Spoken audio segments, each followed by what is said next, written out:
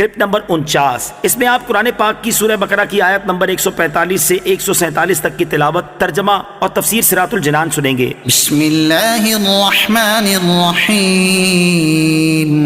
ترجمہ: اللہ کے نام سے شروع جو نہایت مہربان رحمت والا ہے۔ وَلَئِنْ أَتَيْتَ الَّذِينَ أُوتُوا الْكِتَابَ بِكُلِّ آيَةٍ مَا تَبِعُوا قِبْلَتَكَ وَمَا أَنْتَ بِتَابِعٍ قِبْلَتَهُمْ وَمَا بَعْضُهُمْ بِتَابِعٍ قِبْلَةَ بَعْضٍ وَلَئِنِ اتَّبَعْتَ أَهْوَاءَهُمْ مِنْ بعد ما جاءك من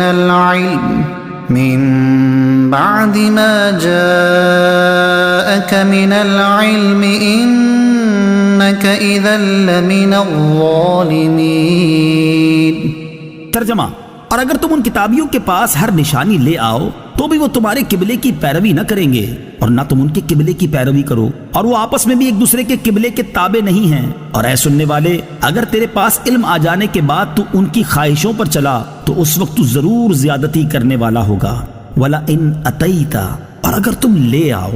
تفسیر صراط الجنان میں ہے، ارشاد فرمایا کہ اے حبیب صلی اللہ تعالی علیہ وآلہ وسلم، جن اہل کتاب کے دلوں میں عناد اور سرکشی ہے، آپ ان کے پاس قبلے کی تبدیلی کے معاملے میں اپنی سچائی پر دلالت کرنے والی ہر نشانی لے آئیں تو بھی وہ آپ کے قبلے کی پیروی نہیں کریں گے، کیونکہ ان کا آپ کی پیروی نہ کرنا کسی شبے کی وجہ سے نہیں جسے دلیل بیان کر کے زائل کیا جا سکے، بلکہ وہ آپ سے عناد رکھنے اور حسد کرنے کی وجہ سے ایسا کر رہے ہیں، حالانکہ وہ اپنی کتابوں میں موجود آپ کی یہ شان جانتے ہیں کہ قبلہ کی تبدیلی کے معاملے میں آپ حق پر ہیں۔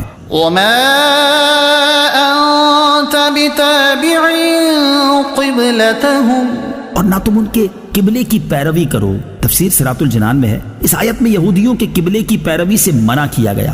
اس سے یہ بھی معلوم ہو گیا کہ اب قبلہ منسوخ نہ ہوگا، لہٰذا اہل کتاب کو اب یہ امید نہیں رکھنی چاہیے کہ آپ صلی اللہ تعالی علیہ وسلم ان میں سے کسی کے قبلے کی طرف رخ کریں گے۔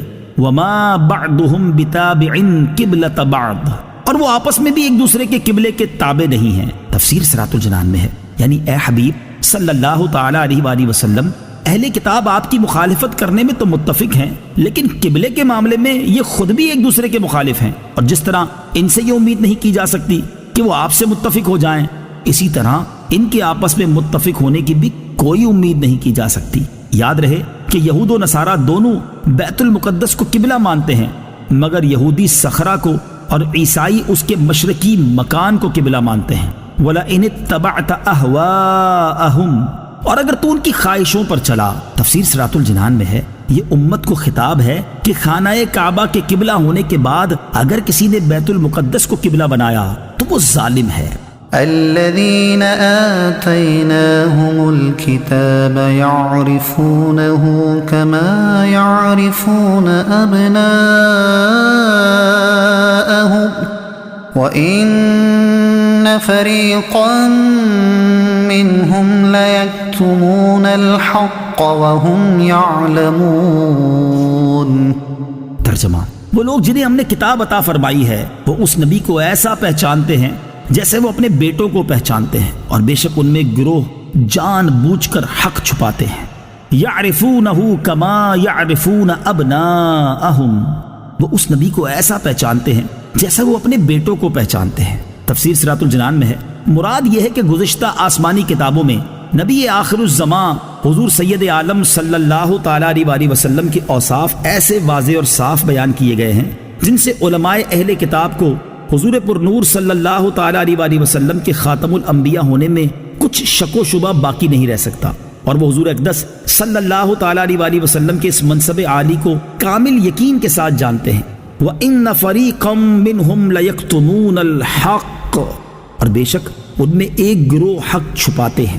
تفسیر صراط الجنان میں ہے، اہل کتاب علماء کا ایک گروہ توریت و انجیل میں مذکور حضور پر نور صلی اللہ تعالی علیہ وآلہ وسلم کی نعت و صفت کو اپنے بغض و حسد کی وجہ سے جان بوجھ کر چھپاتا تھا۔ یہاں انہی کا بیان ہے۔ اس سے معلوم ہوا کہ حق کو چھپانا معصیت و گناہ ہے۔ حضور اقدس صلی اللہ تعالی علیہ وسلم کی عظمت و شان کو چھپانا یہودیوں کا طریقہ ہے۔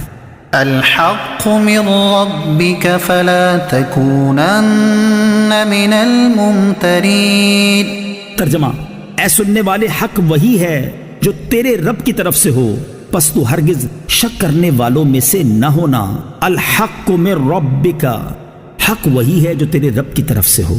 تفسیر صراط الجنان میں ہے، قبلے کی تبدیلی اللہ تعالیٰ کی طرف سے ہے، لہٰذا حق ہے تو اس میں شک نہ کیا جائے۔ یوں ہی اللہ تعالیٰ کی طرف سے آنے والا ہر حکم حق ہے، اگرچہ اس کی حکمت ہمیں سمجھ آئے یا نہ آئے، لیکن حق وہی ہوگا، اور مسلمان کا کام اسے ماننا اور اس پر عمل کرنا ہے۔ کسی بھی طرح کے حالات میں اس میں شک کرنے کی گنجائش نہیں۔